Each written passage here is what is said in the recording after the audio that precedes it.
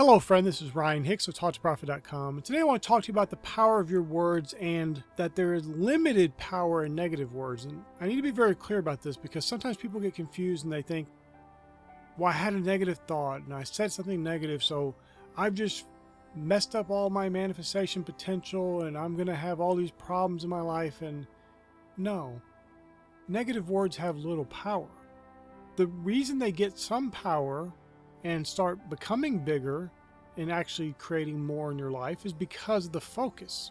Because you focus on those thoughts, that vibrational state, and you attract more of those negative things into your life. But if you say something negative, you recognize it, you correct it, and you move on, you replace it with something positive and move on, there's no harm going to come from that. You've corrected it, you've made it right, you've repented, and you moved on toward the goodness of God.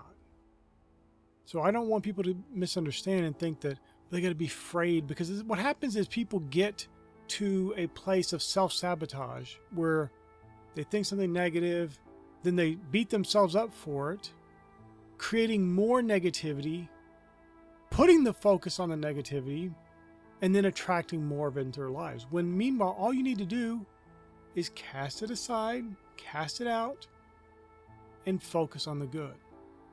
You don't have to beat yourself up. You don't have to go into long diatribes. You don't have to beg God for forgiveness. He's not asking for that. You repent in fullness of faith, believing, and move on to the goodness of God.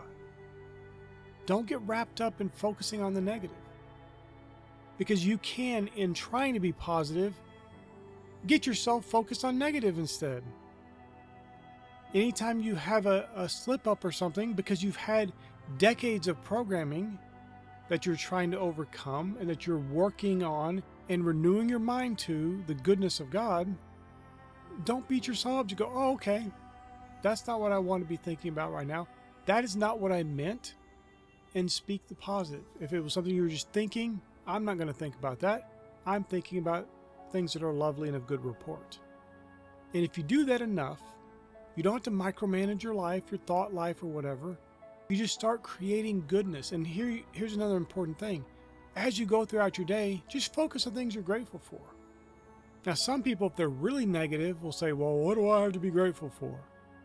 But if you look around, you have something. Maybe it's a pencil. Maybe it's a piece of paper. Maybe it's the fact you can see in the first place to see the pencil or piece of paper. You just start going down and naming things you're grateful for. It could be the most trivial and pathetic things in the world that seems like you have nothing. I'm grateful for my walls. I'm grateful for the roof. I'm grateful for the ceiling. I'm grateful for my floors. I don't care if your floors have holes in them. If you have a part of your floor that's not falling in, be grateful for that. This is not for you to go pick out and nitpick stuff that's wrong with your house or wrong with your life or things you don't have. Just focus on something good and be appreciative of that. Be grateful for that. If you'll make that a habit, you'll start driving out those negative thoughts.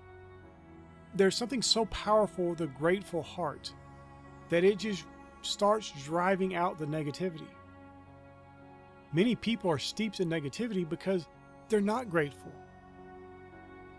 And they look at their lives and they say they have nothing to be grateful for, which in and of itself is ingratitude.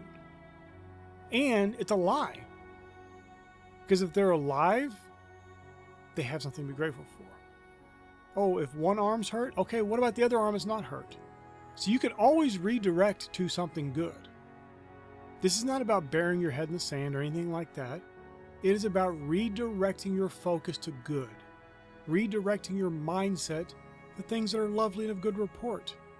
Not getting led astray, not getting bogged down in the cares of the world, not having anxiety over what may come and what you need and or don't supposedly have. Just focus on the good. And if you'll be appreciative long enough, you'll be able to start speaking forth naturally words that are positive, words that are edifying, words that are edifying to other people. There are people who want promotions in their jobs, or they want new clients in their own business. Meanwhile, they're negative people, and people don't want to do business with those kind of people. Bosses don't want to give promotions to those kind of people. It is like another form of self-sabotage. Because you're being negative, you hinder yourself from getting the promotion. You hinder yourself from getting new clients. You hinder yourself from getting more sales.